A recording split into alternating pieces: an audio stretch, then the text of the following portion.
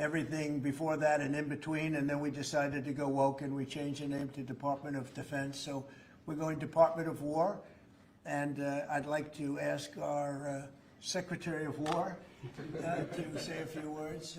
Pete Hegseth. I think it's a much more appropriate name, especially in light of where the world is right now.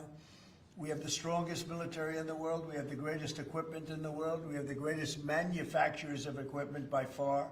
There's nobody to even compete. And you see that with this and so many other things. The Patriots are the best. Every element of the military, we make the best by far. So, Pete, I'd like to ask you and maybe Dan Raisin-Cane to say a few words, please. Mr. President, thank you.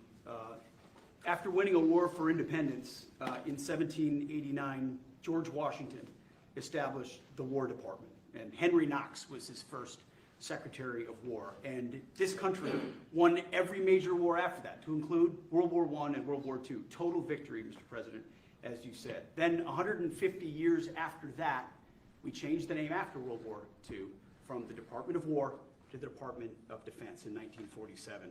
And as you pointed out, Mr. President, we haven't won a major war since, and that's not to disparage our warfighters, whether it's the Korean War or the Vietnam War or our generation of Iraq and Afghanistan. That's to recognize that this name change is not just about renaming, it's about restoring. Words matter. It's restoring, as you've guided us to, Mr. President, restoring the warrior ethos, restoring victory and clarity as an end state, restoring intentionality to the use of force. So at your direction, Mr. President, the War Department is going to fight decisively, not endless conflicts. It's going to fight to win, not to lose. We're going to go on offense, not just on defense. Maximum lethality, not tepid legality. Violent effect, not politically correct. We're going to raise up warriors, not just defenders. So this War Department, Mr. President, just like America, is back. Thank you for your leadership and your clarity. We're going to set the tone for this country. America first, peace through strength, brought to you by the War Department. We're back. All right, thank you very much. Very well stated, and really it has to do with winning. We should have won every war. We could have won every war, but we really chose to be very politically correct or wokey, and we just fight forever. And then we, win, we wouldn't lose really. We just fight to sort of tie. We never wanted to win. Wars that every one of them we would have won easily with just a couple of little changes or a couple of little edicts. I was told that ISIS would take 5 years to win, and Dan Kane, when I told him how long would it take, he said, I think about 4 weeks, sir. I said, what do you mean 4 weeks? I was told 5 years by the people in Washington.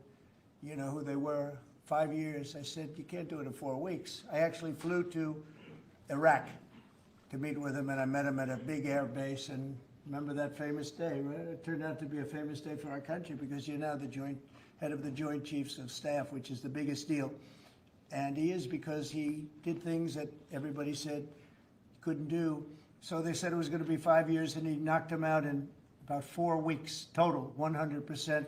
We took over, and ISIS was gone, and pretty amazing. But we never fought to win, and now if we have to fight it all, we solved 7 wars. We have the one that I thought was going to be probably one of the easier ones, and that's with President Putin and Ukraine, and that turned out to be one that's a little bit more difficult, but the 7 are done. They were supposed to be much more difficult to solve. I solved every one of them, and we're going to get the other one done too.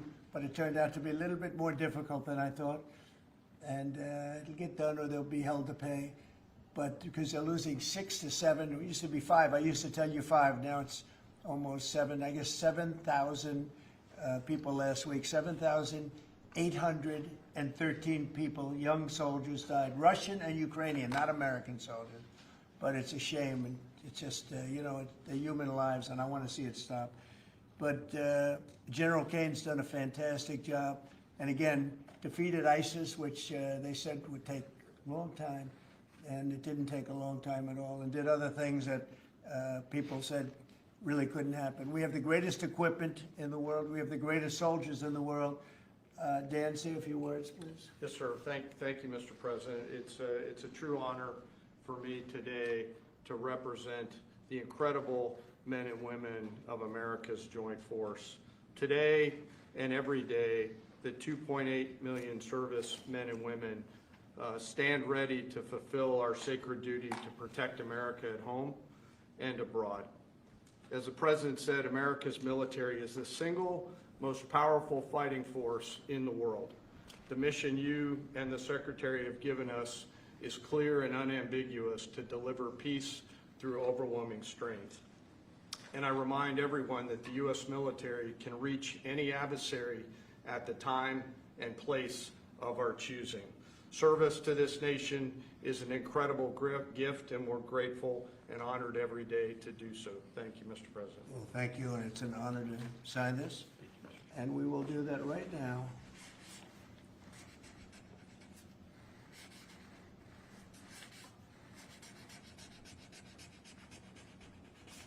I think that's a big one, I'll be honest. I think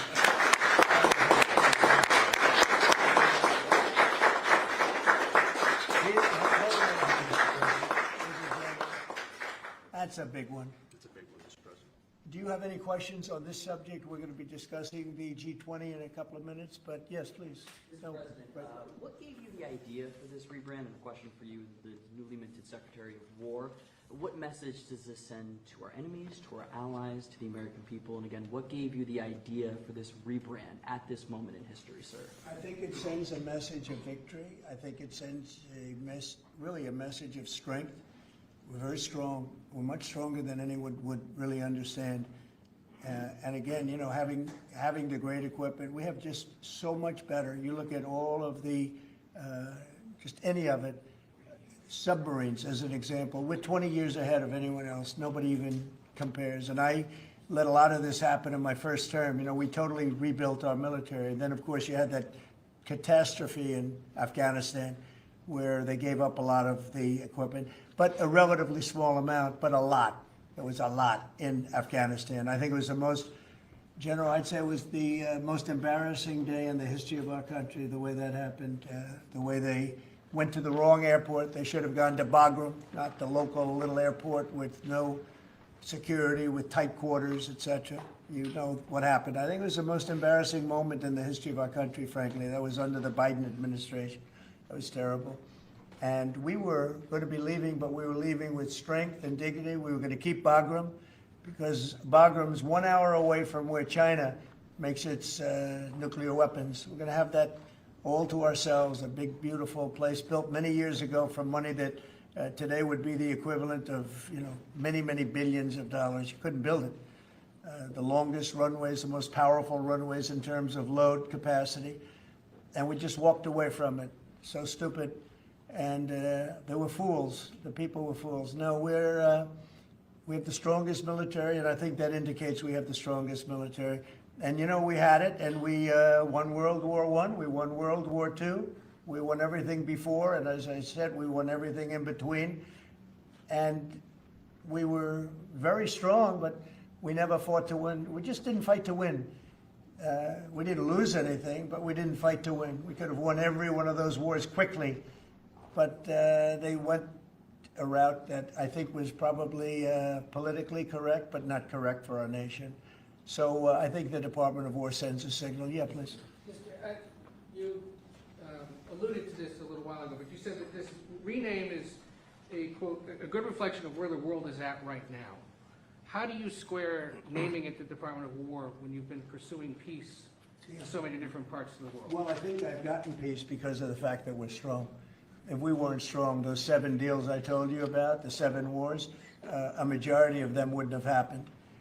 They happened for 2 reasons, trade and our strength. Those are the 2 reasons. And probably strength may be more important than trade. So if I was very proud of all those wars. Those were wars that could not be settled, and I settled all of them. And we'll get the other one settled also. That'll get settled.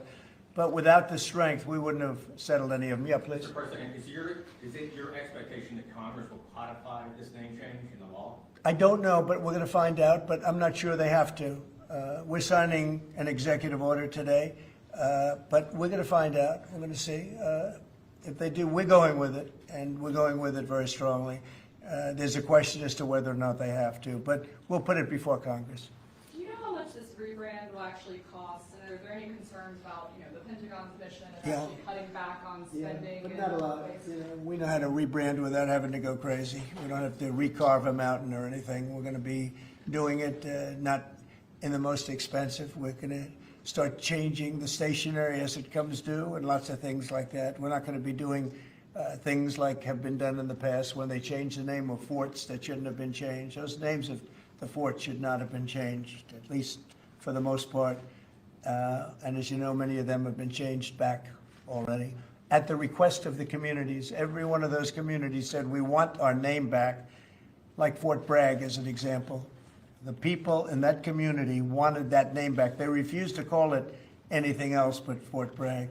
So we're not going to be spending very much money on that.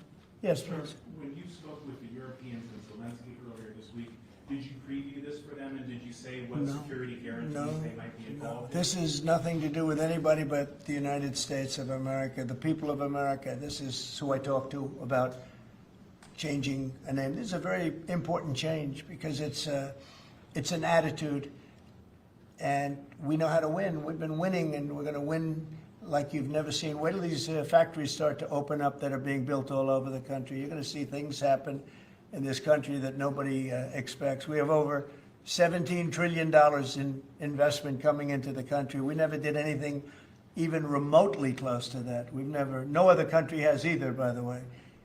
So you're going to see things that are pretty amazing. But it's really about winning. And what about the security guarantees aspect of that with Ukraine, sir? Well, we'll work that out. We'll help them. Look, we want to save a lot of lives, so we'll do something with that. I think people expect that. We'll help them. Europe will be first in by far, and they want to be first, and they want to see it end. Europe wants to see it end, and it'll end. It'll end all of a sudden. It's going to come together. You watch. Yeah, did you want something right? Right here. Yeah, behind you, please. Yes. Yes, sir. You haven't been shy about taking bold, decisive, offensive action to protect American values. Strikes in Iran, strikes this past Tuesday on the positively ID trend to Iraq with narco-terrorists. Is that going to be a critical function of the Department of War? It depends on the individual instance, We don't want drugs coming in from Venezuela or anybody else or any place else, and we'll be tough on that. We don't want human trafficking. We don't want to see people coming in where they open their prisons from all over the world and they dump their prisoners into our country, which is what they did in the Biden administration, where they took insane asylums and places that held people that were seriously mentally ill, mentally incompetent, mentally dangerous, and they dumped those people into our country, and we're trying to get them out now. What they've done, what the Democrats and Biden have done to this country will go down in infamy.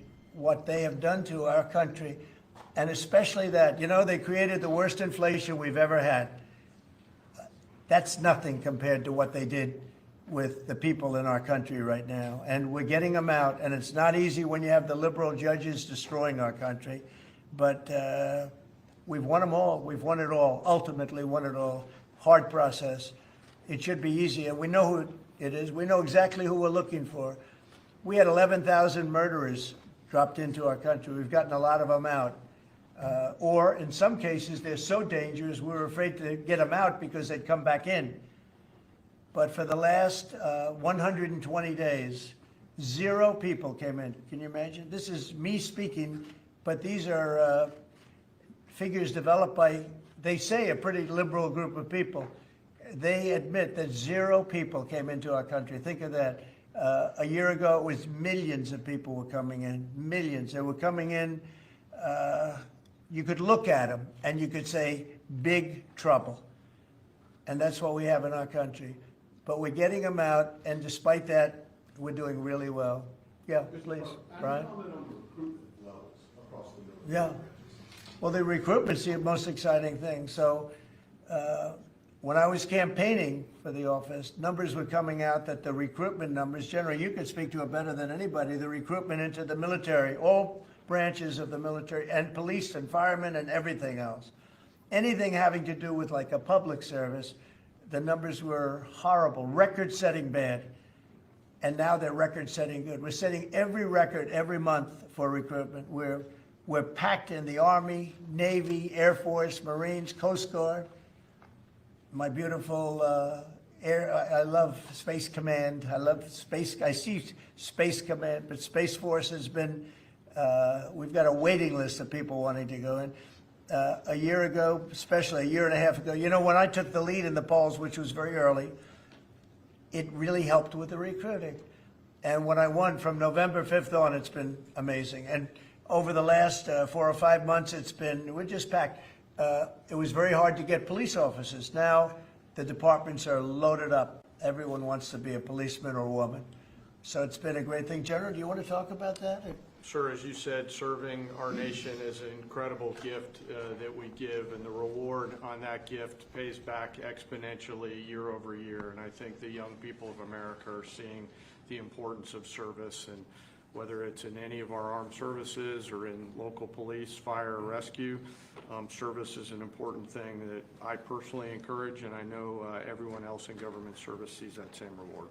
And Pete, on recruitment? What do you think? I was down at Fort Benning, the newly properly renamed Fort Benning yesterday, watching Army basic training, and they're so full they can't barely handle the throughput. It is truly historic across all the services, as you said. It's been a surge into I was going to say the Defense Department, but I will say the War Department. And that you might almost call it a vibe shift, an attitude shift, a feeling that the country is back, that service is back. And there were military families last year, Mr. President, that said, I don't know if I can recommend, I wrote a book on this. I don't know if I can recommend service to my son or daughter, given what's been done to our military. You heard it over and over and over again. And I hear from those same military families right now, sir, and they're saying, I recommend to my kids that they go into this department, this Pentagon, under this commander-in-chief, who they know you'll have their back, and they want to serve. So it is historic, and it's the biggest reflection of how motivated Americans are by your leadership, sir. It's nothing more than spirit, love for the country.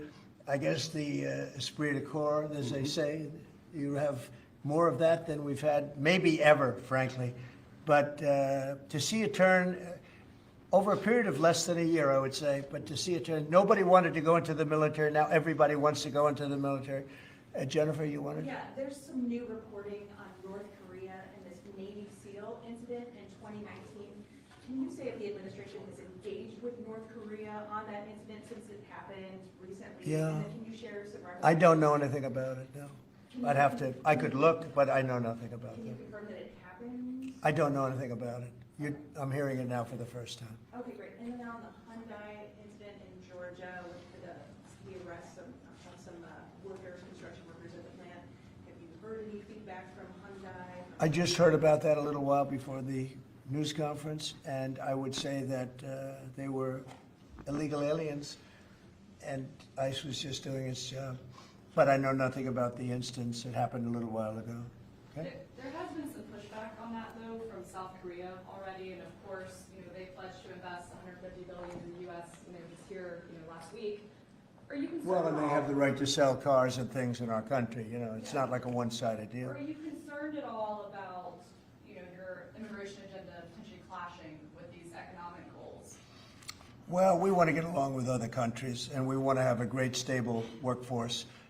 And we had, as I understand it, a lot of illegal aliens, some not the best of people, but we had a lot of illegal aliens working there. So, look, they're doing their job. That's what they have to do. These are people that came through with Biden. They came through illegally. They came into our country. So we have to do our job. Mr. President, the non-Department of War has been involved in the crime cleanup in D.C. You tasked Congress with proposing and passing a crime bill. What are some things that you would really like to see codified in that crime bill? Well, I think one of the things is the cashless bail. It's killing it. When that came out, the first time, that's when you saw the real big crime start to happen. Cashless bail, what a disaster that is. You murder somebody, you don't have to put up bail, and you go out in the street and you murder somebody else. That's what's happened. It happens so often.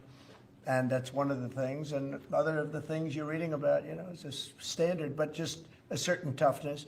I have to say, one of the elements of fascination for people over the last period of time has been what's happened to D.C. So we've gone from one of the most dangerous cities in our country to what they call a safe city. It's a totally safe city. In fact, I set up dinner in Washington, D.C. next week. I wouldn't have done that, to be honest. I would have had an obligation not to do it before I came into office, or even at the very beginning when things were so corrupt and so dangerous out on the streets. So Washington, D.C. has had virtually no crime. We even have a mayor that's admitting to it, and she's a, liberal Democrat, in all fairness. She's a person that hasn't gotten exactly along with Republicans over the years. And she said she's never seen anything like it. So Washington, D.C. is a totally safe city. We have virtually no crime. It's gone from the most unsafe city in the United States, almost, just about, to one of the safest cities, maybe the safest city in the United States. That's a tremendous compliment to our military, what we did. The National Guard's done a fantastic job. Yeah, please. Mr. President, can I ask about Florida real quick? Florida House Speaker Daniel Perez was at the White House yesterday as part of a leadership summit. Yes. And I understand you met with him separately. Mr. President, what did you talk about? And also, did you explore him running for Florida Attorney General? I didn't. We didn't talk about that, but he's done a fantastic job. He's respected all over the country, really. He's a leader, and he's done just a fantastic job. We didn't discuss anything having to do with his future. I'm sure he'd be very good at that. My second question, Alligator Alcatraz, sticking with Florida, a major ruling appeals court blocked the federal judge in order to close it and it can remain open for now. Your reaction? I think they've done a fantastic job in building it, the governor and everybody else that's been involved. It's an incredible facility. It's housing people for usually a very short period of time before they get brought back to their countries.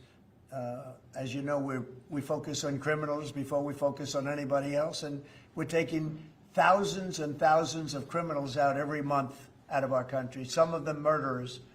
And I think Florida's done a great job by building it, and whether it's Alligator Alcatraz or anything else you want to call it, I was there. I visited with the governor, with other people. I guess Nikki was there. Tom Homan's been there a lot. A lot of people have been there it's an amazing facility for what it is. It's not a hotel. It's not supposed to be a hotel, but they've done a great job with it. And I'm very happy with the judge's decision. You also mentioned Venezuela. I want to ask one more follow-up question on that.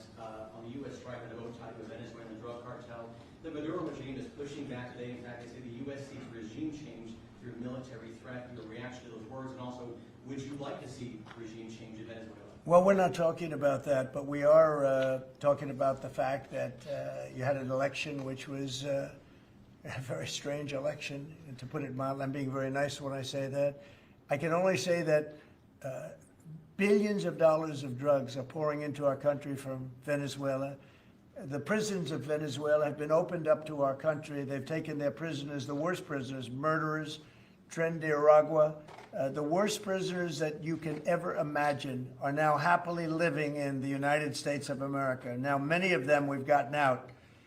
It's not easy to get them out because of the liberal system that we're working with in many cases, not in all cases.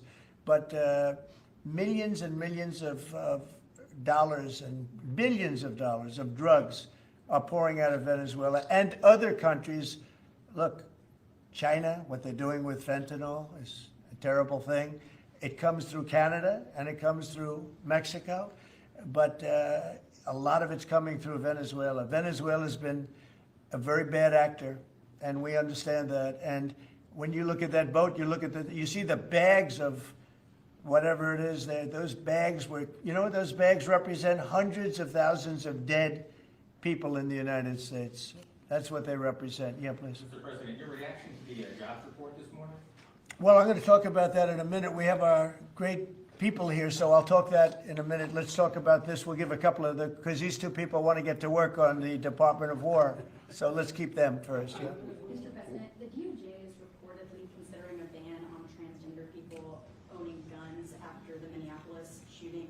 Do you think they Are we talking in the military? No. Okay, I thought you were talking about in the military. I'll I'll refer to that then differently because it's not a military question. I'll be able to pass on that very nicely unless you'd like to talk about it. No, Pete doesn't want any part of that question.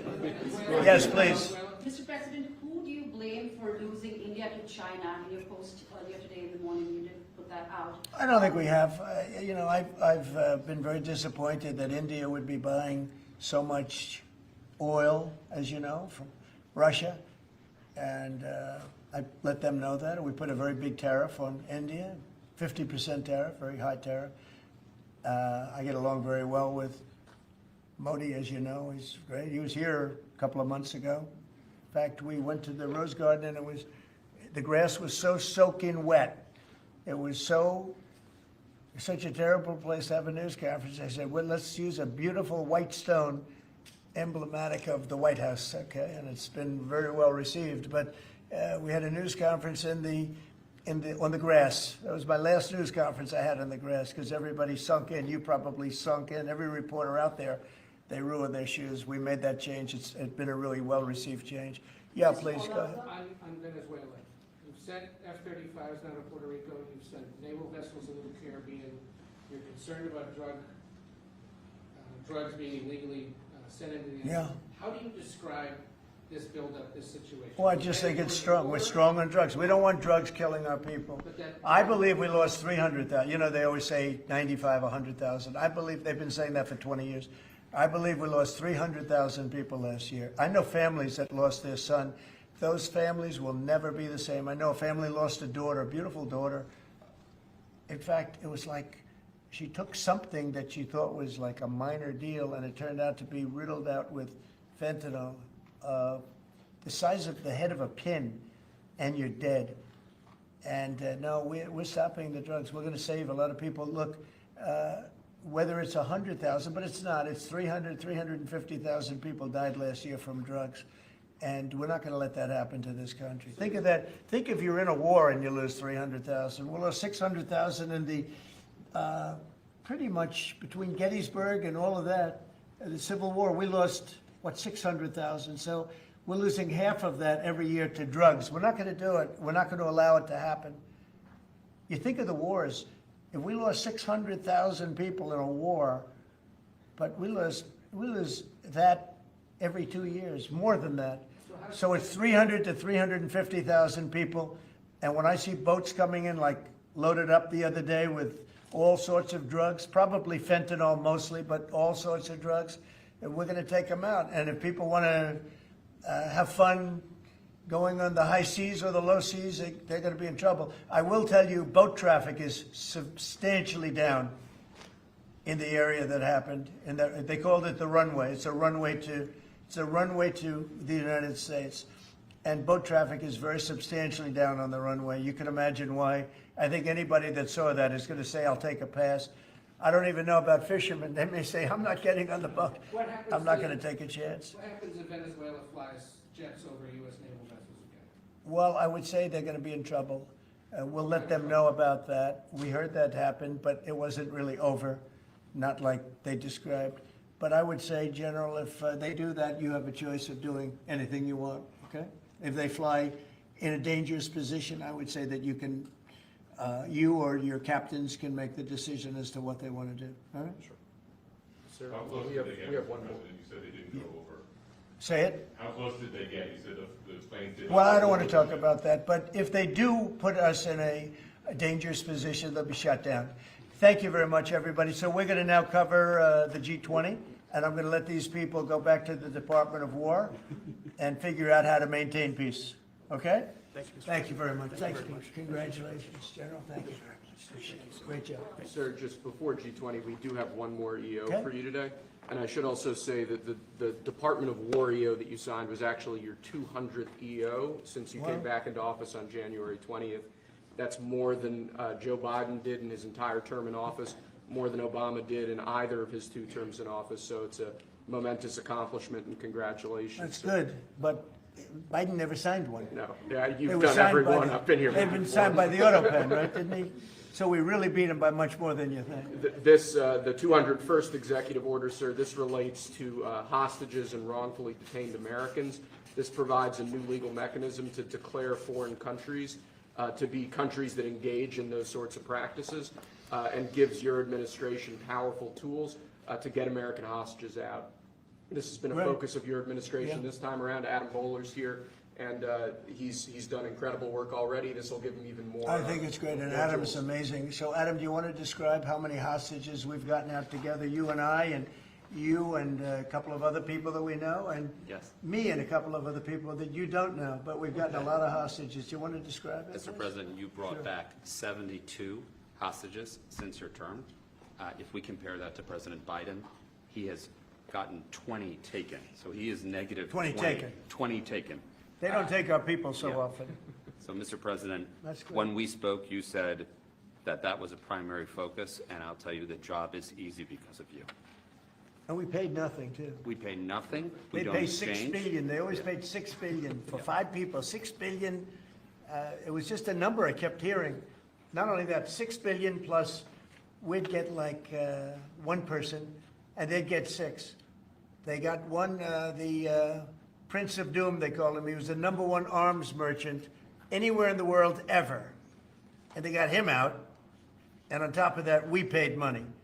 So, no, we don't do that. You know, once you pay money, then a lot of people start disappearing. They start grabbing reporters, too. They think the reporter is going to get a lot of money. And to me, they would. You'll be well taken care of. I better stress that, because otherwise we have headlines. He said this or he said that. No, I'm not smiling about it. But they would. They'd be grabbing reporters. They'd be grabbing everybody. And especially when you pay the kind of money that Biden and Obama, they used to pay money that was crazy. We don't pay. And if you don't pay, they find it to be not a lucrative business anymore. That's fantastic. Would you like to say something? So it's really Spihar, Special Envoy Bowler, it's Rick Grinnell, it's Steve Witkoff who brought Americans home.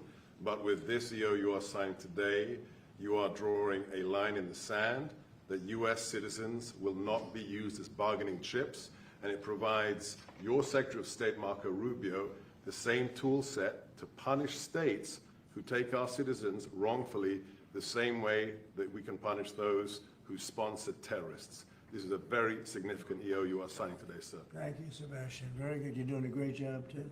And this is your Director for Hostage Affairs at the Yes, NSC. and I hear. So Julia was seminal as well to all of this. I heard you're doing unbelievable. Would you like to say something?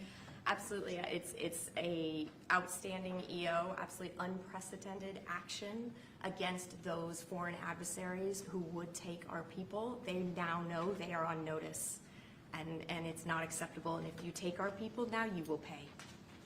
You know, Adam gave up a job where he was making tremendous amounts of money, big stuff, top of the line, Wall Street, and he wanted to do this. He wanted to do hostages. I offered him other jobs too, very big jobs. He said, I was shocked actually. He didn't want them. He wanted to do hostage negotiation, and pretty amazing. Thank you very much. Appreciate it. Appreciate it. Thank you all. Do you have any questions for them on this very important subject? I think it shows a lot of your leadership as far as fighting for Americans and fighting for humans, and to think that, you know, Joe Biden went in negative territory. Oh, he went way negative. Way negative, and you're actually making progress on this. I think this does send a message to the world that we don't negotiate, we're going to stay strong in that type of what they call business. Well, One little anecdote that may be of interest. We were told by numerous families who had missing loved ones during the Biden administration that this building, Biden's National Security Council, told those families not to talk about their missing loved ones, to be quiet, not to create any pressure on Biden and on Jake Sullivan, the key propagator of the Russia hoax.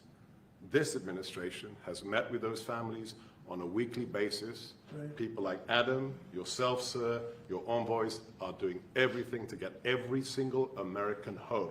Not to tell them not to talk about their loved ones, but bring them home. Well, you know, I can tell you one story that was amazing. A few weeks ago, very little written about it, but there should have been, but it was a very nice gesture. The head of Belarus, who's a very respected man, strong strong person, strong leader. He released 16 hostages. John Cole, a lawyer who works for me, a great lawyer actually, one of the greatest lawyers. But John Cole was over there and he heard that they had hostages. And you know about this, 16 people he released. And I just want to thank the head of Belarus. But while John was over there, they had, I believe, another 1,400 hostages. Now, not from us, from places all over the world. And just pretty tough place, in all fairness. But they had 1,400. And I believe they're going to be releasing a lot of those 1,400. They're not, I think very few, if any. We got pretty much ours back. And we didn't pay anything, but I very much gave my respects to the leader of the country. Was again, he's a very strong man, but he's got 1,400 or 1,500 or a large number, and we're talking about releasing them. Some are political, I guess. A lot of them are political, and looks like they're going to be released at some point in the pretty near future. So it's a great thing. They have to respect your country. If they respect you and they respect your country, they release it. If they don't, then you have to pay $6 billion. I mean, $6 billion. Can you imagine that, paying $6 billion? Kind of related, but not really. But could you comment on Tina Peters, who's been locked up in behind bars from Colorado within the election? I think I put out a couple days ago about it. We have a wonderful woman who was an election official, and she saw cheating in Colorado, and she viewed it as horrible, and she said, what's going on here? And she went to the machine and she tried to open to find out whether or not it was cheating, and they went to her and they said, did you touch this machine? Yes. And they arrested her. They arrested her instead of the people that did the cheating. It's a state charge, so it's hard to do anything with, but we're gonna do something. What they did in Colorado, look, Colorado just went to all mail-in voting. That means they cheat. That's why they lost, that's one of the reasons, but that's a big reason why they just lost the whole Space Command situation that is going to Alabama. But when you have mail-in voting, you have nothing but cheating. But this woman is a real patriot, and they put her in jail for a long time. She's 72 years old, 73 years old. And she wanted to find out. She didn't do anything. She touched the machine. She looked at the machine. She's trying to find out what was going on. And they went and arrested her for doing that. And it was supposed to be the other way around. I'm glad you brought that up. They should let her go. Let her out. Thank you. Yeah, please. This isn't really the subject that's talked a lot about, Mr. President, but what about your team's strategy has made them so effective getting a record amount of these hostages, many of whom have been forgotten about home? I think they respect us. I think they respect us. They know we're not going to pay. Adam is a great negotiator. Steve Witkoff is a great negotiator. Seb is a great negotiator. They're all smart people. They're a little bit natural negotiators. Some people aren't good negotiators. Nothing you can do about it. And they're afraid of you, sir. Yes. Yeah, well, maybe. I don't know. I hope so, or whatever. We have the best I'd like to say respect, but whatever it takes. Yeah. I actually say whatever it takes. But we've gotten a lot of people out, and we'll continue. We don't have too many in. How many are you working on right now? There's not a lot left. We got most of our people out. We got them mostly back. Mr. President, do you have an update on the negotiations to release the rest of the hostages in Gaza? We're in very deep negotiation with Hamas. We said, let them all out right now, let them all out, and much better things will happen for them. But if you don't let them all out, it's going to be a tough situation. It's going to be nasty. That's my opinion. Israel's choice, but that's my opinion. They got to let them out. You got 20, plus you have about 38 dead people. Young, beautiful, dead people. And I'll tell you, the parents want them every bit as much, almost more, than as if their son or daughter were alive. But you have many dead people that are coming out as part of the deal. It's 20 people, but I think of the 20, there could be some that have recently died, is what I'm hearing. I hope that's wrong. But you have over 30 bodies in this negotiation. Can you believe? I mean, we negotiate for people that are living here. We know that at least 30 people are dead, and we're negotiating to get them out. The parents want them back so badly, as if they were alive. Every bit as much. It's really pretty amazing. It's very sad. I'm in the middle of it. And I put out the other day, I said, we want all 20. We don't want two. You know, I was the one with myself and my people, Steve Witkoff, and Jared Kushner was great on this. But they got a lot of people out. We got almost all of them out. They're down to 20. But Adam, we got like a tremendous number out.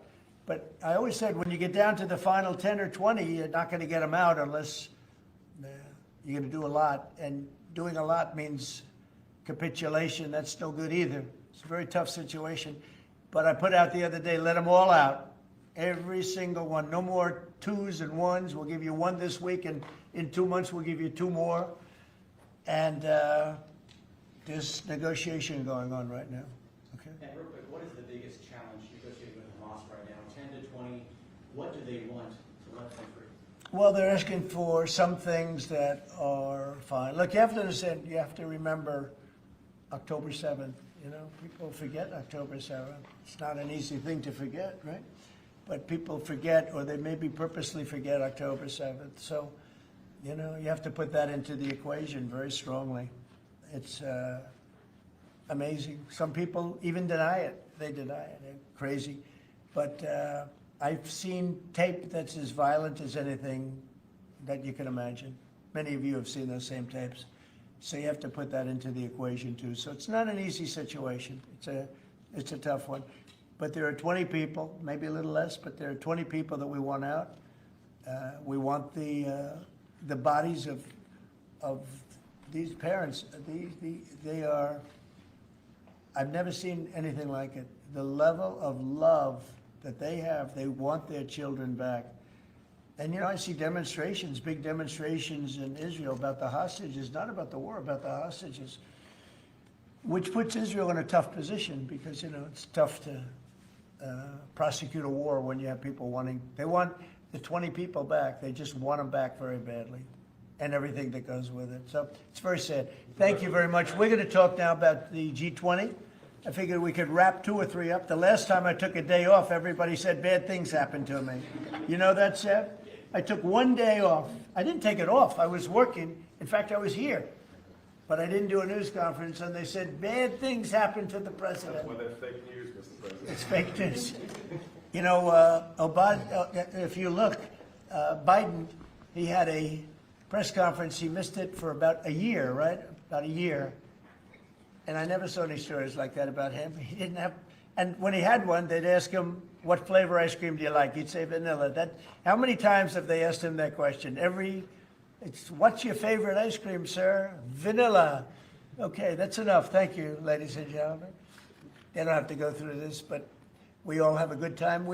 I only do it for one reason. I think it's good for the country. And we are very transparent. There's never been transparency like we have. There's nothing to hide.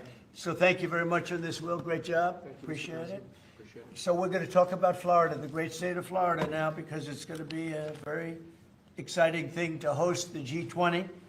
And as we celebrate our nation's 250th anniversary next year, the United States will have the honor of hosting exactly that, the G20 summit right here in America for the first time in nearly 20 years. This afternoon, I'm thrilled to announce that the 2026 G20 conference, which will be, I could read off the countries that we're talking about, but you know who they are, I think. Does anybody want me to list them specifically? Jennifer, you're okay? Okay, but will be held in one of our country's greatest cities, beautiful Miami, Florida, where we have the mayor with us, Mayor Suarez. And I want to thank Francis for being here. I thought he might be in this office. You know, he almost got there. There's a couple of us. Right? A couple of us. It's not as easy as they think, right? It's not that easy. But he's an amazing guy, very popular in Florida. The agenda for next year's summit is being organized by Treasury Secretary Scott Bessent, who is right here. Hi, Scott. I saw him standing over there, nice, tall, good-looking guy, but he moved very quickly. Carolyn, you did a good job. Does Caroline do a good job, would you say? Huh? Is she a star? How do you compare her with the last administration's person? No? You don't want to get into that. Yeah, I think we're very happy with Caroline. But Scott Besson is talking about a good job. He's done a fantastic job, and we're very proud of him. He's very much involved with the G20. And the NEC director, Kevin Hassett, who's truly a talented guy. And he's certainly being thought of to go to a different position, and we'll find out about that pretty soon. I don't know. Would you like to be that? I won't ask you that. I think, who wouldn't want it? I think it's the greatest position in the world. You know, you come out, you make a speech, and then you go away for 30 days or 40 days, and you come out, make another speech, the market goes up or down, depending on what you want to say. I've never seen an easier position than that. Unfortunately, you need good instincts, so we have somebody in there now that doesn't have them. We call them too late. But it will focus on unleashing economic prosperity by eliminating the burdensome regulations, unlocking affordable energy, and pioneering new technologies. And it's going to be very important. The United States is already leading by example, and America is the hottest country anywhere on earth. We have more being built under construction now than they think anybody that they've ever seen. I mean, literally, some of these places are just really unbelievable what they're building, the size. You know, if you spent $50 million on a shopping center someplace, it's a big building, pretty big building. But when you spend $50 billion on essentially a building, a building is going up for $50 billion. They're going to be building their own electricity, and many of them have been given permits already to go, and they're starting construction. Some have started construction quite a while ago, and very early in the administration. We let them do that. You know, we have a grid that's obviously an old grid. It's been around for a long time. We could never handle the kind of numbers that you're talking about in terms of electricity, and we're letting them build their own plants. They build their own plants with their structures. So they build their structure, they build their buildings, and they build an electric producing plant with it, like Con Edison in New York that I grew up with, and like others that make electricity. They make it for New York. These plants will make it for their building, for AI. Then you have a lot of the car plants going up. Most of them won't need that kind of electricity, but they have the right to do that also. So we're allowing companies to build electric plants. They become, essentially, Scott, I guess they become utilities, right? If you think about it. And it's very exciting. We're going to end up with more electricity than China, and it's going to be built at no cost to us. And I'm telling them, build more than you need, and you'll sell it back into the grid. So they'll be able to sell it back into the grid on top of everything else at no cost to the American taxpayer. It's very exciting. And frankly, if we didn't do that, we wouldn't be leading with AI. We wouldn't be probably even doing any AI. It would be 20 years to get an approval. So they're building massive amounts of electricity as we speak. We've eliminated $5 trillion worth of federal regulations, another big thing since I took office. And if you remember the first term, we took out more regulation than any other president in history times. You could add the top four, and they wouldn't come anywhere close to what we were. That's one of the reasons we had such the most successful 4 years of any president economically, and this is blowing it away. I think this will blow it away. When these plants start to even getting close to opening, I think you're going to see numbers that we've not seen before. And we've increased oil production by more than 300 barrels a day. That's a lot. Blue-collar wages are rising at the fastest rate in 60 years, and trillions of dollars of investment is pouring into the USA. It's going to be over $17 trillion very shortly, and nobody ever thought a thing like that was possible. What made it possible were, number one, they were happy with November 5th. They were happy with the election. And number two, the tariffs are bringing countries in. I mean, it's so vital to our country. It's before the courts now, and I hope we're going to do very well. We had 4 great opinions just come out, as you know, from judges. In a couple of cases, there were Obama-appointed judges that felt they had to do what was right for the country. So I respect that greatly. I respect them for doing it. But we have very strong opinions, and it'll end up going to the Supreme Court. And it's just vital for the country, vital, absolutely. We're at a level that we've never thought we'd be at, and it's because of the tariffs. Countries are pouring into our country because of you avoid tariffs if you build here. If you don't build here, you pay a lot of money. But if you build here, so what people are doing is they're coming in, they're building here. No different than what other countries have done to us. But we have a big advantage over other countries. We have a market that we built up during our 4 years that was amazing. We took a commanding lead during that 4-year period. So it's a very exciting thing, but I look forward to showing our incredible success to the world when we visit Miami next year. And I'd like to ask Mayor Suarez, truly a highly respected gentleman who's loved in his city, and we're gonna do a great job. We're gonna work together and do a fantastic job. Mayor, would you say a few words, please? Of course. Thank you, Mr. President. It's a tremendous honor to be with you here today in the Oval Office to make this historic announcement, just looking at the sign, which is so beautiful. Good job. Yeah, it's a great job. As you know, Mr. President, you were elected by double digits. You were the first Republican president over 30 years to win Miami-Dade County. And you did it because you followed through on your promises. And in Miami, what we're doing is we are following through on those promises as well. We've kept taxes low, we've kept people safe, we've leaned into innovation, we've grown 150% in the last 10 years. We've created one of the most intriguing ecosystems in the world. And this decision is not only generationally important for the city, but it puts the city on the map as one of the truly great global cities. So on behalf of all of the workers of Miami, those that work in the hospitality industry, I know you own many hospitality assets and properties, all of the small business owners who are going to benefit economically from having the G20 in Miami. Right. Tremendous benefit. It's going to bring in millions and millions of dollars. We just say thank you. We thank you for believing in us. We thank you for highlighting our city in a time where we have the lowest homeless rate in 11 years. We're on the precipice of having the lowest homicide rate in history, and with the lowest taxes. So we're following your America First agenda, and we're creating success in, Miami's the greatest city in the world, we believe. Thank you, Mayor. We'll see you down there. We'll see you down there before then, but we'll see you down there. Scott, would you like to say a few words? Yes, sir. So we're excited to have the G20, and what's important about the G20, President Trump's America First initiative does not mean America alone. It means America leads.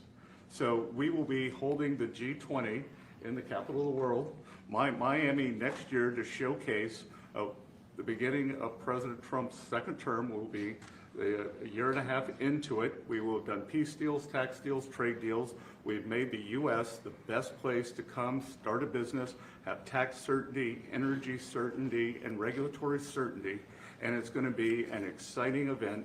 And the U.S., just as the President was saying earlier about the Defense Department of War, the U.S. is back on the international stage as a leader. We have whittled down the G20 back to basics. We are making it work for the American people better than ever. We have the G20 had become basically the G100 this past year. So it will be a concentrated group in Miami seeing the best America has to offer with American leadership, thanks to President Trump. Thank you very much. Great job, and a great job you're doing. Kevin, would you like to say a few words? Mr. President, I think this G20 meeting where the world leaders will come to the great city of Miami is going to be viewed as one of the most important meetings in global history, because what's going to happen is the golden age is going to be documented so well in the data by next summer that you're going to have one of the best speeches written for you that you've ever seen, because we're just going to be talking about the accomplishments of the next year. I think so. A lot of these plants are going to be open by then. Yeah, exactly. And a lot of jobs are coming in, like I think we've never seen before. It's going to be great. Monica, would you like to say something? Thank you, Mr. President. We're so looking forward to having the United States of America host the G20 in Miami in December of next year. And we're also looking forward to having this as a showcase of American strength, vision, innovation, and power under your bold leadership, Mr. President. It is going to be the G20 in the Trumpian golden age. Thank you very much. Any questions on the G20? G20. You just said a moment ago that you were very complimentary of Kevin's work, and I was just wondering if he's your man. Of Kevin? Yes. Yeah, I am very complimentary. I think he's fantastic. And for the Fed, he's your man. I didn't say that. I said he's fantastic, but no. I sort of know who I'm going to pick, but no, I didn't say anybody in particular. But Kevin is certainly one of the three. They say four, but probably three that he's a highly respected person. He's great. He's great. He believes in low interest rates, and we all do. But sometimes you have to raise them to stop inflation. We had the worst inflation, I guess, essentially that we've ever had in the Biden administration, and it really hurt people. You know, costs are way down. Our energy costs are way down.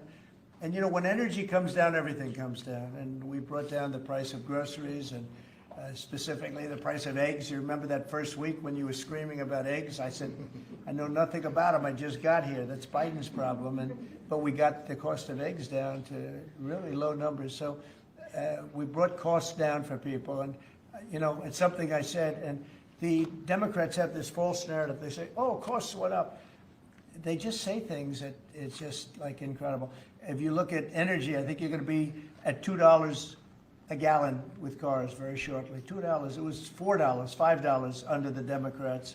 That's a huge, it's like a massive tax cut. And speaking of tax cuts, we gave you the largest tax cut in history in the bill that we just approved. The largest tax cut in history. And there'll be no tax on tips, no tax on Social Security, no tax on overtime. One of the big things you get is you buy a car and you borrow money to buy the car, you're allowed to deduct your interest, which, Scott, has never happened before.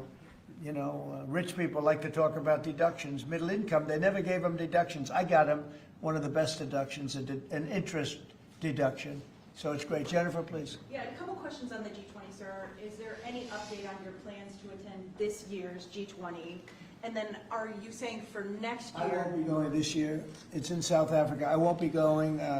JD will be going, great vice president, and he looks forward to it. But no, I won't be going to that. And then on the guess for 2026, are you saying it'll just be exclusively the 19 countries and the 2 blocks? There won't be any? No, we're going to invite other countries as observers. They call them observers, but they'll have something to say. But we're going to invite Poland.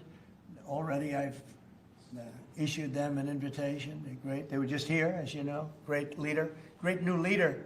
One of the big surprises, I was so happy I endorsed him, actually, and he won. And he's going to be a great leader of Poland. But I've invited Poland already. What about Russia? What about Russia? Oh, that's interesting. I haven't thought of that.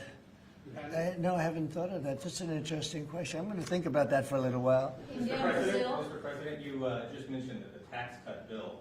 Why the rebrand from One Big Beautiful Bill? Oh, I just saved words. I said the bill. It's one big. I actually call it the great. I actually call it the great big beautiful bill. But it's a lot of words. Is that how you want Republicans to kind of talk about it? When they I don't. You know, I just want them to say what's in it. It's an incredible bill for the middle class, for the working person. You know, we are a party of the working. It used to be the opposite. The Democrats were for the working people, and the Republicans were supposedly for the rich. The Republican Party's taken in millions of people, and the Democrats have lost millions of people. They've gone crazy. Honestly, I think they're crazy. What's happened to them, I don't know. They suffer major Trump derangement syndrome, and it's turned out to be actually a disease, but it's a disease of weak people and stupid people, because all we do is we cut taxes, we create great policy. Their policy is so terrible. They refuse to acknowledge, as an example, I see today, it's a big debate again, the women, they don't want men playing in their sports. They don't want it. The Democrats want men to play in women's sports. I saw the great governor, we have Governor Youngkin, talking about it today, that the woman who's running against our Republican candidate, who's excellent, is like so much into the, you know, men being able to use women's bathrooms. Okay, what's that all about?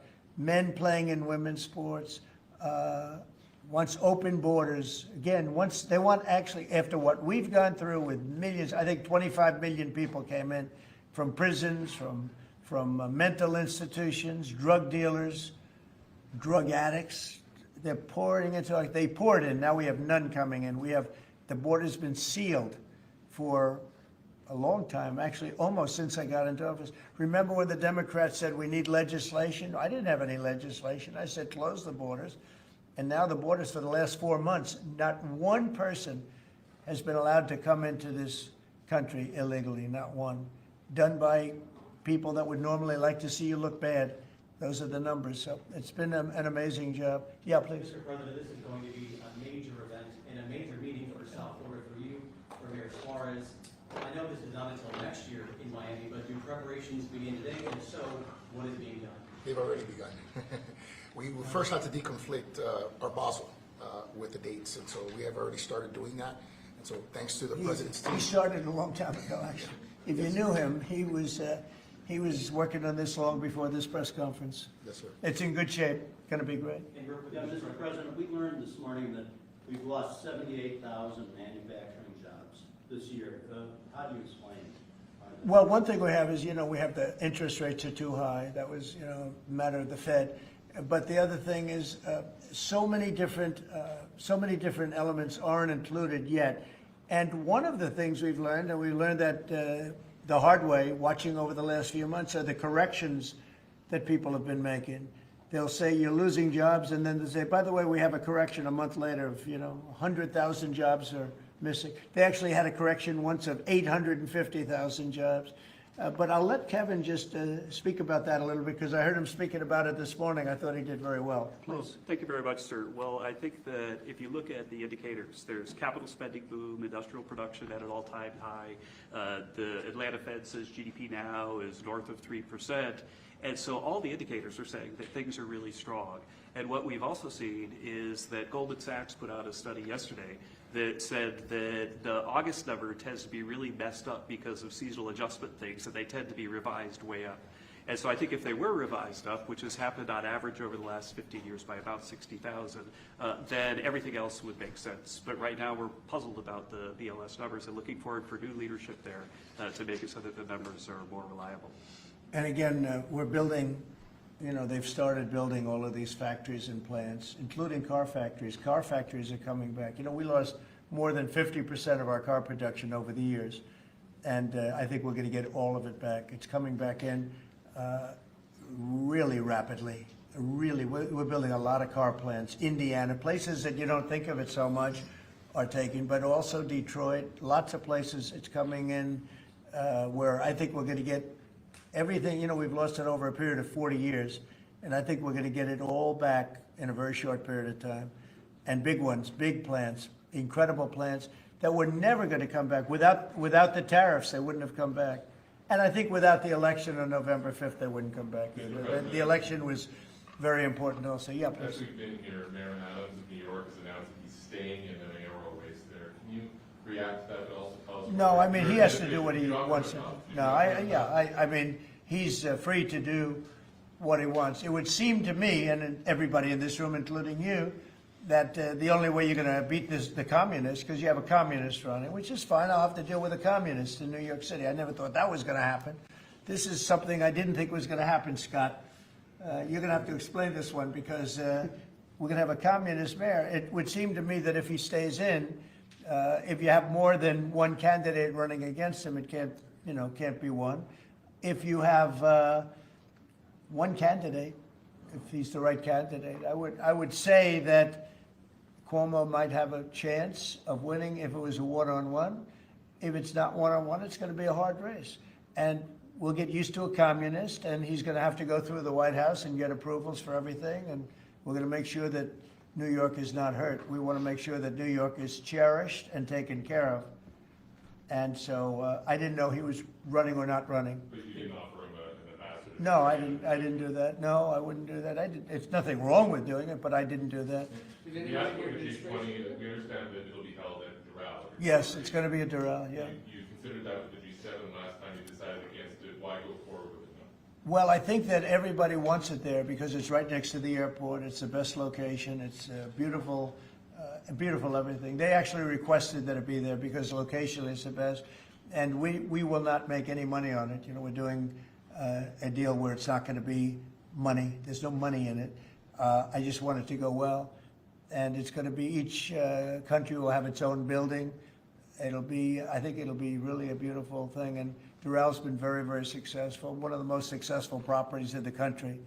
And frankly, it's the problem is in December. That's the biggest month in Florida. So using it for you can't get a room in Florida in December, January, et cetera, that area. And that's the time we're talking about. So from that standpoint, it's not good, but we want to make sure it's good. I think Doral would be the best location. And again, they'll have their own buildings. It'll be incredible for them. And being like 10 minutes, less than 10 minutes from the airport, and it's a big airport, international, all of the planes will be able to land, go right into their quarters. So I think it'll work out very well. Earlier on your Fed answer, sir, you said that you're looking at maybe 3 candidates. Or 3 candidates. Should we interpret that you like Secretary Vest in his current role? Well, I like him too, but I had him as a 4th. I know, I had 4. You know, you were talking about 4, now I'm talking about 3. He told me I'm not leaving. He wants to be doing, and if he was leaving, I mean, he would certainly be one of the people I'd want it. But I asked him specifically, I could ask him right now, would you rather stay where you are as treasurer, or would you rather go to the... Sir, I'm the only person on the planet who does not want the job. Okay. He really told me, he said, I love what I'm doing. Should we assume I wouldn't want to really take him because he is doing a great job. are the top 3 still then Mr. Waller? I am looking at Kevin also, and I'm looking at, yeah, I would say you could say those are the top 3. Good job. It's very good. You're saying that you believe Andrew Cuomo would be the best one-on-one candidate against him? Well, I think if I'm only going by the polls. It's not an endorsement or anything. It just seems that he's second. And what you do to win is you take the guy who's second and you hopefully add 1 and 2. But maybe if the 1 isn't getting out, then he's not getting out. And that's okay. I think the mayor's a very nice person. I helped him. He was got caught up in a scam by the Biden administration, what they did. So I helped him out a little bit, but I would understand why he doesn't do it. I do think this. I think if you have more than 1 candidate, we've got ourselves a communist mayor in New York. And I don't like communist mayors. I don't like them. Yeah. You passed one big beautiful bill, sir. 5 months, with all these slew of events next year. The World Cup, G20, all America 250.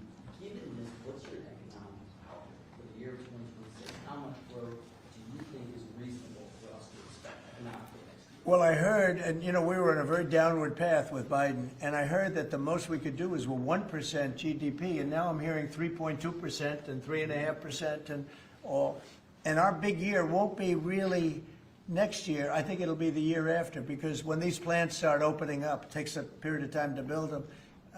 We're going to have tremendous job growth. It's unprecedented.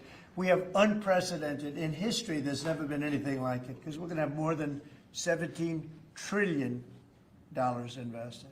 There's never been anything like that. If we did $1 trillion in 1 year, and this is 6 months, 7 months, because we really focused on it over the last 6 months. But we're going to be doing. Nobody's ever seen numbers like this. When this stuff starts opening up, our country's being rebuilt. And by the way, Washington, D.C. is being rebuilt. You know, in addition to the fact that we have a safe city now, and our National Guard was fantastic and worked with the mayor, worked with everybody, we're also doing a refurbishing of Washington. We're going to redo some of the roads, the surfaces. We're going to redo the medians. We're going to take the broken tiles off the tunnels and put brand new tiles up. And we're going to regrass all the parks. They're going to be regrassed by people that build world-class golf courses, and not necessarily people that work for me, because I don't care about that. I just want to, I'm very good at grass. You know, grass has a life, just like you have a life, right? It has a life. Well, this grass has been up longer than, it's like 4 lives, okay? That's why there's a lot of areas where there's just no grass. But we're going to regrass all of the parks. We're going to, in a year from now, you won't even recognize it. Graffiti's gone, the tents are gone, the medians falling into the roads are gone, the potholes will be gone, the marble's going to be polished and beautiful. It's all going to be beautiful. We're working with Clark Construction, who's, you know, one of the, well, definitely the biggest here, one of the biggest in the country. And they've been great. And we're going to do about a 10-mile radius from the White House, from the Capitol, looking sort of at both of them, go right in the middle of both of them and start drawing circles. And everything is going to be spit-shine. You know, when the head of Poland came here last week, and when other leaders came here, they came, a lot of them have been here over the last 8 months. I said, what do you think? And they said that we're a little surprised at the look, the filth on the road. Now it's much better. We've got it much better, but we have to do some construction things. I mean, you know, you have medians that are all broken and rotted and rusty and disgusting. And they're all gonna be changed. You're gonna have a very different look. You're gonna have the look of prosperity, not the look of poverty. But the big thing right now initially is we have no crime in Washington. We literally have no crime. They said it's down 87%. It's not down 87. It's down like 100%. We have almost no crime. People are going to restaurants that wouldn't have even thought about it. And I know families that have gone 4, 5, 6 times to restaurants over the last few weeks. And you people are in the same category. I mean, yes? I agree on that. Thank you. Kids- It's a whole different place, right? No, that's very nice. And you're so tough usually. I like her now. Right? No, because she was truthful. Is that a correct statement, Brian? Yes, sir, it is. I heard you were actually mugged. You're a big, strong guy. I heard. I can't do anything when he has a gun. No, you can't. You know, you say, thank you very much, right? Can I follow up on the beautification of peace? Yeah. An amazing job of crime. Yeah. Just out front of the White House is a blue tent that originally was put there to be an anti-nuclear tent for nuclear arms. It's kind of morphed into more of an anti-American at sometimes, anti-Trump at many times. Where is this blue tent? Right in front of the White House on the north lawn on the other side of the Black Gate in Lafayette. I haven't known this. All of us in here walk right by it every day. It is an eyesore. Oh, I didn't know that. Take it down. Take it down today, right now.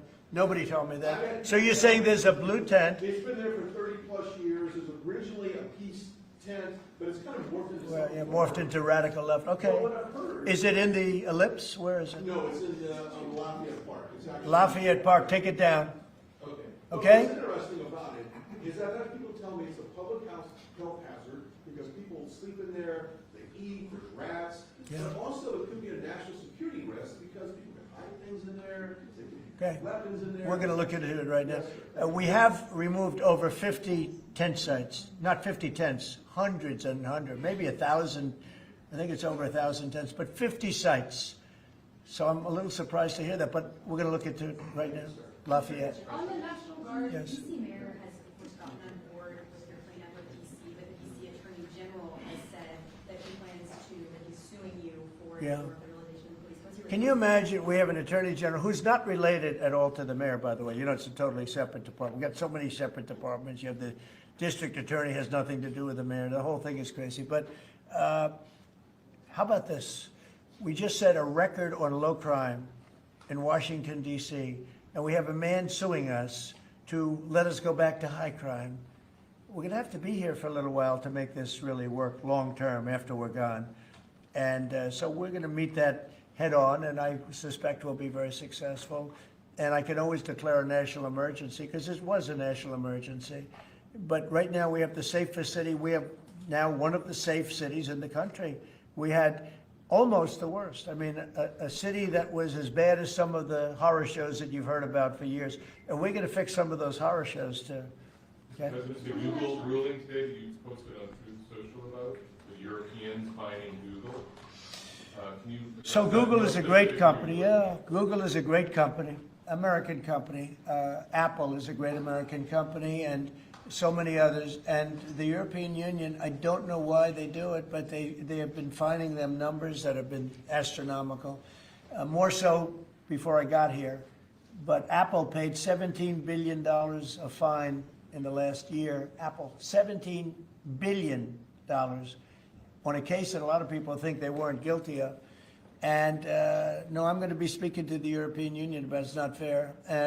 Google just got fined $3.5 billion, and they've already paid $13 billion. They're up to $16.5 billion. And people say there was nothing wrong with what they did. It's almost a source of income to run Europe. It's become a source of income. And many other companies too, mostly tech companies, but we can't let that happen. What are you seeking from the Europeans and by when? No, I can just say you can't do that. I mean, you know, they respect us now. They didn't respect us a year ago. European Union respects us. Look, they're paying us $950 billion, right? They got to respect us. They were very disrespectful of our country. I have great respect for Ursula. I've gotten to know her very well. And I just don't think it's fair that they're taxing, and really, it's almost become like a tax. It's become so regular. And I've gone to lawyers and I've asked them, what do you think? They said, they didn't do anything wrong. We can't do that. It's not fair. And it's interesting. I don't hear that about China, and I don't hear that about other places. I hear it about the European Union. We were talking about it last night. I think we had a gathering.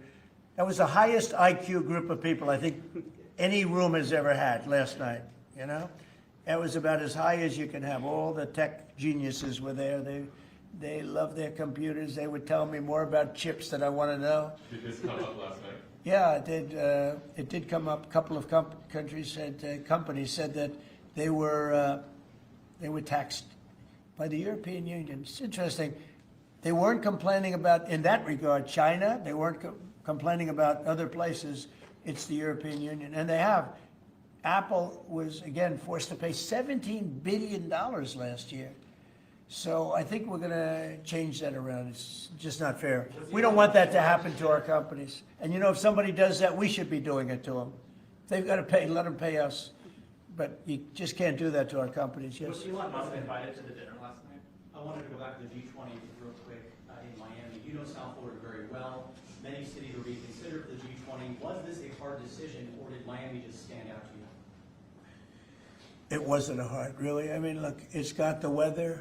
We're in December, so it's, you know, cold in some places, and that's beautiful too. Cold weather's nice. It's all nice, you know, depending on the city. But no, Miami really wanted it. The mayor really wanted it. The people down there really wanted it. You might just address that for a second, Mr. Mayor. Yeah, as I said, I mean, a conference of this kind does two things. Number one is it puts us on the global map with the great global cities, and I think that's something that we've been trying to achieve for a generation.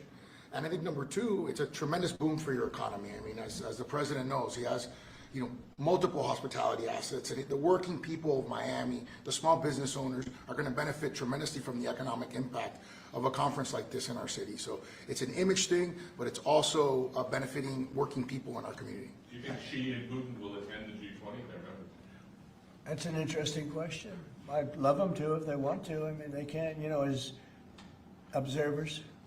They'd be observers, so I'm not sure they want to be an observer. But if they want to, we can certainly talk. Can I ask you another Florida question? The vaccine mandates that were rolled back for school children. What do you think about that? Well, I think we have to be very careful. Look, you have some vaccines that are so amazing. The polio vaccine, I happen to think, is amazing. A lot of people think that COVID is amazing. You know, there are many people that believe strongly in that. But you have some vaccines that are so incredible. And I think you have to be very careful when you say that some people don't have to be vaccinated. It's a very, you know, it's a very tough position. So I'd give you an answer. I'll give you a feeling. But just initially, I heard about it yesterday, and it's a tough stance. Look, you have vaccines that work. They just pure and simple work. They're not controversial at all. And I think those vaccines should be used. Otherwise, some people are going to catch it, and they endanger other people. And when you don't have controversy at all, I think people should take it. Okay? One more follow-up on your comments on the taxes. On the upcoming tax bill, are you discussing, do you want that new tax bill to eliminate inflation from calculating capital? When you say the upcoming tax bill, because when you have an upcoming, we just passed the biggest tax cut in the history of our country, so there's nothing upcoming. There's something that we just passed. So we passed the biggest tax cut in the history of our country for the middle class, for the worker, and that's the only bill that we're really talking about. We did a good job. It's very comprehensive, and I will say the Democrats, if you gave them every point that they wanted, every point that they've dreamt of all their lives, you wouldn't get one Democrat vote. They really are. They've become deranged, sick. It's crazy. If you gave them a list of the top 10 things that the Democrats wanted and you put them in a bill to get passed, you wouldn't get one vote. It's the only thing they have. They stick together, but they're dying. I mean, they're down to 16% approval rating, the lowest rating in history for either party. And we have the highest rating we've ever had. The Republicans have the highest rating we've ever had. On National Guard, have you decided which city that you want to go into now? Yeah, I have. I have. I'm not going to say it now, but yeah, I have. We're going to go into another place and straighten it out. And I will say this: I watched today. I didn't know that was continuing to go on, but Portland is unbelievable. What's going on in Portland? The destruction of the city. Well, I'm going to look at it now because I didn't know that was still going on. This has been going on for years. So we'll be able to stop that very easily. We'll be able to stop it. But that was not on my list, Portland. But when I watched television last night, this has been going on. You wouldn't be standing if you were the mayor. You would be. Can you imagine what they're doing? They're walking in throwing smoke bombs into the store. These are paid terrorists. Okay. These are paid agitators. These are professional. I watched that last night. I'm very good at this stuff. These are paid agitators.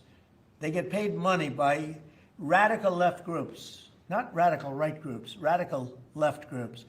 And they get paid a lot of money. And you see it with the signs. They all have perfect signs that are printed. They look as good as that sign. Those signs aren't made in basements.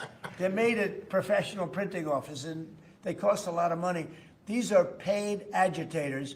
And they're very dangerous for our country. And when we go there, if we go to Portland, we're going to wipe them out. They're going to be gone, and they're going to be gone fast. They won't even stand the fight. They will not stay there.